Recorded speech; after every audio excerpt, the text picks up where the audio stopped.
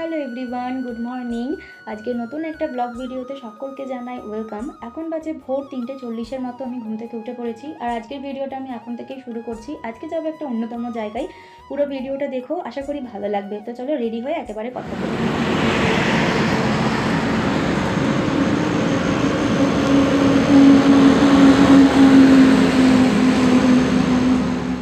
এখন বাজে ভোর 4:30-এর মতো। আমরা বাড়ি থেকে বেরিয়ে পড়লাম।